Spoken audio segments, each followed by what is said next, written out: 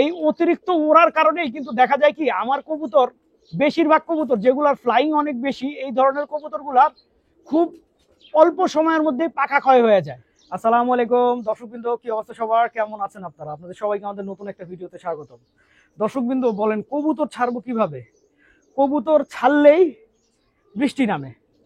সকালে কবুতর ছাড়লাম, তারপরে বৃষ্টি নেমে গেছে, এখনো কবুতর উঠতেছে। ওই যে দেখেন, বৃষ্টির মধ্যেও কবুতর টিপে উঠতেছে দুইটা, দেখছেন? এই দুইটা কবুতর আজকে মিনিমাম 6 ঘন্টা ধরে উঠতেছে, এদের নামার কোনো খবর নাই। আমি কিন্তু কবুতর ছুটটা দিছি মাত্র 3 দিন। 3 দিনের মাথায় কিছু কিছু কবুতর এরকম ফ্লাইং এ আইসা পড়ছে, ঠিক আছে? আরেকটা যেটা সমস্যা তৈরি হয়েছে, কবুতর ছাড়ার পরে বৃষ্টির কারণে কিন্তু ছাদে অনেক পানি জমে আছে, দেখছেন? উপরে যে কবুতরগুলো উঠতেছে, এগুলা যখন উড়ে নিচে নামবে, এগুলার কিন্তু খুব পিপাসা লাগবে। হ্যাঁ, আর যেহেতু আমার কবুতর খাইতেছে, এগুলা করবে কি, নিচে নাইমা এই যে ময়লা পানি আছে না, এই ময়লা পানি খাবে। আর কবুতর যদি কোনোভাবে এই ময়লা পানি খায়, কবুতর কিন্তু 100% অসুস্থ হবে ভাই, এটা কোনোভাবে ফেরানো যাবে না। আরেকটা কথা, এই সময়টায় এই কারণে আমি আসলে যে কাজটা করব, আমার সবগুলা কবুতরকে আজকে এপিটাইজার দিব। কারণ বৃষ্টির পানি টুকটাক খাবেই, আর বৃষ্টির পানি খাইলে ওদের যেন বদহজম, বমি, এই ধরনের সমস্যা না হয়, শুধুমাত্র এই কারণেই আমি এপিটাইজার ব্যবহার করব। আর যেহেতু বৃষ্টিতে ভিজছে, কবুতরের ঠান্ডা লাগতেই পারে, এর জন্য ঠান্ডার জন্য হয়তো আজকে আমি কোসোমিক্স প্লাস দিব কবুতরকে।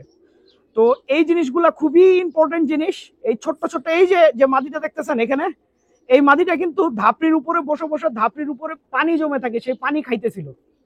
তো এরকম ভাবে অনেক কবুতর অসুস্থ হওয়ার চান্স থাকবে, সেটা আমাদেরকে খেয়াল রাখতে হবে। আর কবুতর এখন না ছাইরেও উপায় নাই, কারণ সকালে তো রোদ থাকতেছে, বিকালে বৃষ্টি থাকুক আর যাই থাকুক সেটা আলাদা বিষয়। সকালে যেহেতু রোদ থাকতেছে, আমাদেরকে অবশ্যই এই বিষয়গুলোতে সতর্ক থাকতে হবে। এই অতিরিক্ত ওড়ার কারণেই কিন্তু দেখা যায় কি আমার কবুতর, বেশিরভাগ কবুতর যেগুলার ফ্লাইং অনেক বেশি, এই ধরনের কবুতরগুলার খুব অল্প সময়ের মধ্যে পাখা ক্ষয় হয়ে যায়। কারণ বৃষ্টির মধ্যে যখন কবুতর উড়বে, তখন কিন্তু কবুতরের পাখা ক্ষয় হবে, এটাই স্বাভাবিক। আর কবুতর যে ফ্লাই করতেছে আপনারা দেখতেছেন, এগুলার নিচে নামার কোনো আগ্রহই নাই। আমি কিন্তু অনেক জুম করে রাখছি, আমি জানি না আপনারা কতটুকু বুঝতে পারতেছেন। দুইটা তিলের মতো দেখেন ছোট্ট ছোট্ট জিনিস উঠতেছে, এগুলো হইতেছে কবুতর ভাই। এইদিকে বামটা ঠিক করা দরকার, সেটাও পাইতেছি না। আর কবুতর উড়বে না কেন, এই যে দেখেন এদিকে চিল ধেয়ে আসতেছে, দেখছেন? এই চিল কবুতর গুলার এখন আরো উপরে নিয়ে চলে যাবে। আপনারা সবাই আমি যে কথাটা বললাম, বৃষ্টিতে ভিজলে আসলে কবুতরকে অবশ্যই এপিটাইজার দেওয়াটা খুব জরুরি। আর এর সাথে যেহেতু ঠান্ডা আছে, বৃষ্টিতে ভিজলে কবুতরের ঠান্ডা লাগবেই, এই কারণে হালকা একটা ঠান্ডার ওষুধ দিতেই হবে।